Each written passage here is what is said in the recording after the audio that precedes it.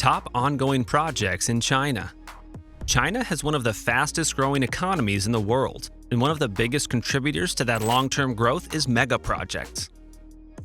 They provide crucial infrastructure and draw on investors, businesses, and tourists alike.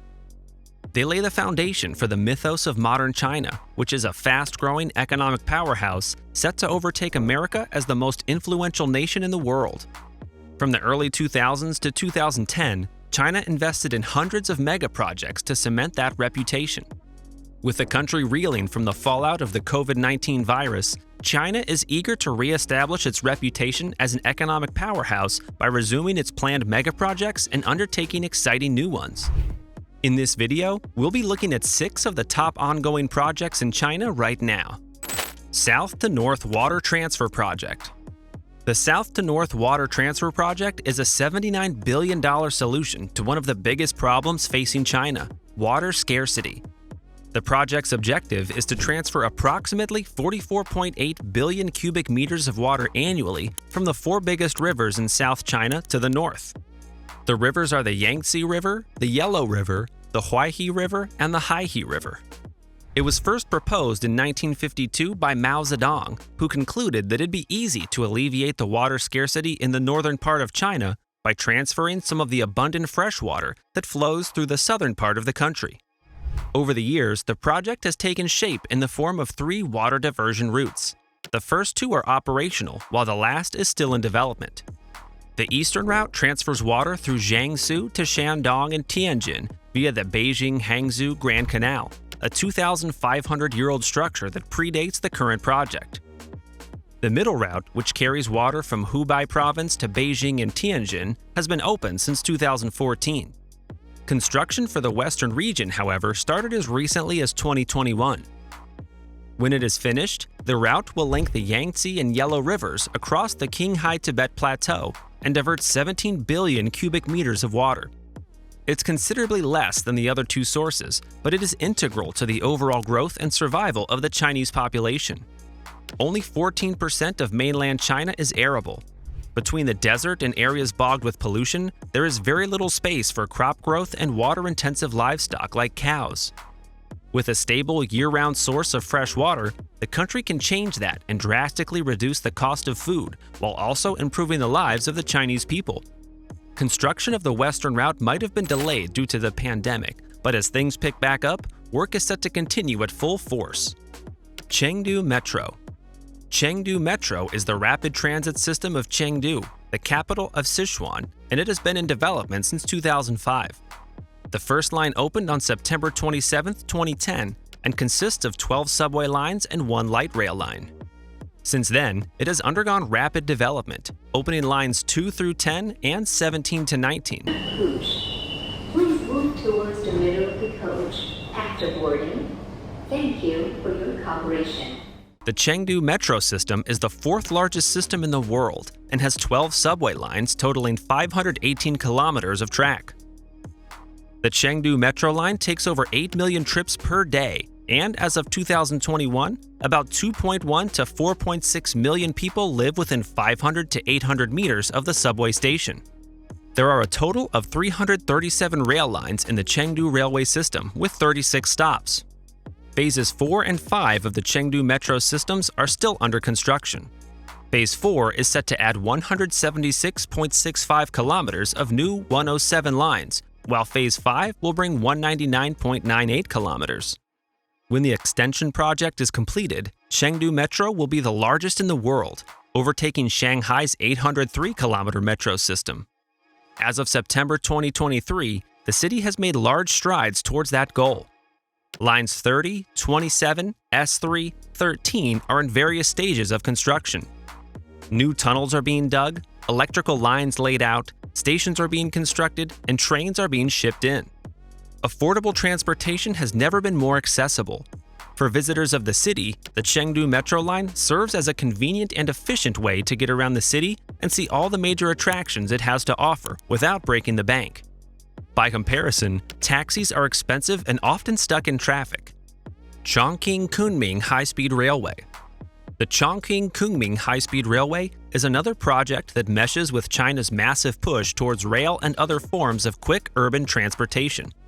It is a high-speed railway line set to link western Chongqing to Kunming and will be part of the Beijing-Kunming corridor. The rail line will be approximately 699 kilometers and will accommodate trains that can reach an impressive 350 kilometers per hour, 220 miles per hour.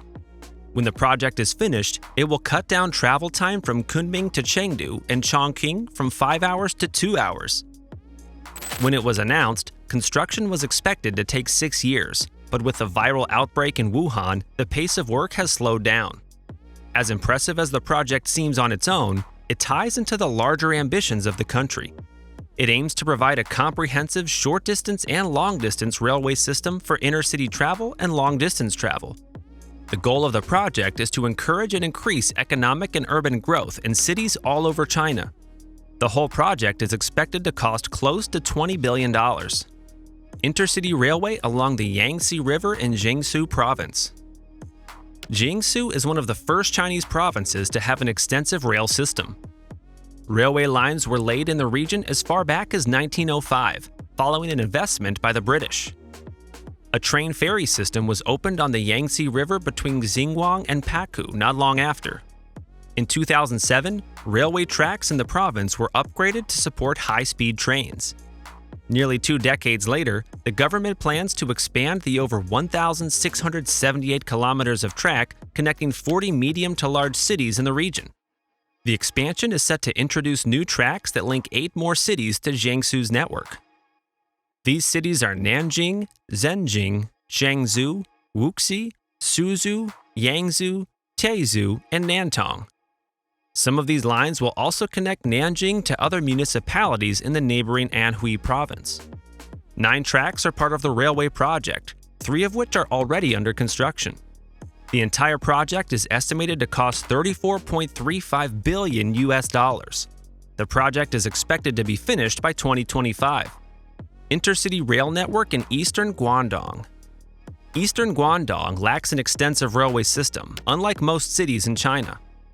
The Guangdong Intercity Rail Network aims to remedy that by facilitating connections between the major cities of Guangdong. This includes Shantou, Shanhui, Chaozhou, and Jieyang. Construction of 3 railway lines started in 2018, with work on the remaining 4, which total 140 kilometers, to start at an indeterminate time in the future, according to the NDRC. In addition to the existing infrastructure, there are talks of extending the existing railway lines to Changchun by 2024. This covers the 3 existing railway lines as well as the one still in construction. The latest news estimates that construction. Nuhai New City. Nuhai New City is a planned satellite city located in the Pudong New area of Shanghai, China. Formerly known as Lingang New City, it was renamed in April 2012 and has been in construction for nearly 2 decades. Nuhai was designed to be a natural extension of Shanghai and accommodate the growing population of the province. Today, almost 23 million people live in Shanghai. Plans for the satellite city came from a competition of all things. The city planning department conducted an international competition for a new harbor city that incorporates the international deep-sea container harbor Yangsan. The German architect group von Gerken Marg and Partner presented the most appealing city. The new satellite city was intended to provide space for 800,000 inhabitants in an area of 74 square kilometers and represent the only city of its scale, save for Changadar, Brasilia, and Canberra, to reach this size in the past 100 years. Nuhai New City is one giant metaphor for a concentric ripple, with the center being a lake and the surrounding buildings and structures expanding out in waves of various heights. The city includes amenities like parks, schools, hospitals, and all manner of buildings and attractions visitors and residents would love. The project officially started in 2003 and was scheduled to be completed in 2020. People are scheduled to move in not long after, but that's not happening with Nuhai New City, at least not at the speed that the Chinese government would like. Experts have taken to dubbing underpopulated cities all over China and some parts of Asia ghost cities. They are underoccupied because property is expensive in the new cities. Ghost cities also lack cultural diversity, richness, natural design, and other essential amenities. As of writing, some parts of Nühai are still under development, so its status as an empty city might change in the future. China has been on a spending spree in recent years, and very few countries can compete in terms of scale and dollars spent. However, what really sets China apart is that most of their megaprojects are focused on infrastructure that directly impacts the lives of their citizens and economy. Which of the 6 megaprojects do you love the most? Tell us in the comments section, and don't forget to like and subscribe for more videos like these.